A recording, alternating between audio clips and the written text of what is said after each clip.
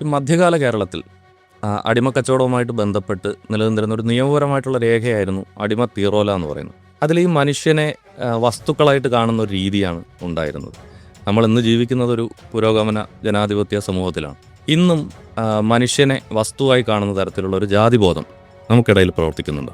അത് കൃത്യമായ ഒരു നിരീക്ഷണമായിട്ടാണ് എനിക്ക് തോന്നുന്നത്. കാര്യം ഈ കേരളത്തിൻ്റെ ഒരു ഹിസ്റ്ററിയിൽ നമ്മളത് കാണുന്നുണ്ട്, ഇങ്ങനത്തെ മനുഷ്യരെ വിൽക്കുകയും വാങ്ങുകയും ചെയ്തുകൊണ്ടിരിക്കുന്ന ഒരു രീതി. അപ്പോൾ അതിനെ ആധികാരികമായി ഔദ്യോഗികമായി ഉറപ്പിക്കുന്ന ഒരു തെളിവാണ് ഈ സ്ലൈവ് ട്രാൻസാക്ഷൻ ഡീഡ് എന്നുള്ള രീതിയിൽ നമ്മൾ കാണുന്നത്. അപ്പോൾ അതിൻ്റെ രസകരമായ കാര്യം എന്ന് വെച്ച് കഴിഞ്ഞാൽ ഇത് ഈ സംഘപരിവാർ ശക്തികളും അല്ലെങ്കിൽ ഇത്തരത്തിലുള്ള വലതുപക്ഷ ചരിത്രകാരന്മാരും ഒക്കെ വാദിക്കുന്നത് ഒരു കൊളോണിയൽ പദ്ധതിയുടെ ഭാഗമായിട്ടാണ് ഈ മനുഷ്യനെ വിൽക്കാനും വാങ്ങാനും ഒക്കെ തുടങ്ങിയത് എന്നുള്ളതാണ്. പക്ഷെ നമ്മൾ അതിൻ്റെ ചരിത്ര രേഖകൾ പരിശോധിച്ചാൽ നമുക്ക് കാണാൻ സാധിക്കും, നമ്മുടെ നാട്ടിൽ പോർച്ചുഗീസുകാർ വരുന്നതിന് മുമ്പേ, അതായത് 1498 അവർ വരുന്നത്, അതിന് മുൻപേ വിൽക്കുന്നതിൻ്റെ തെളിവുകൾ നമുക്ക് ലഭ്യമാണ്. ഈ തിരുവിതാംകൂർ പ്രദേശങ്ങളിലുമൊക്കെ പല രീതിയിൽ ആളുകളെ വിൽക്കുകയും വാങ്ങുകയും ചെയ്തുകൊണ്ടിരുന്നതിൻ്റെ നിരവധി ഈ സ്ലേവ് ട്രാൻസാക്ഷൻ ഡീഡുകൾ നമുക്ക് കാണാൻ സാധിക്കും.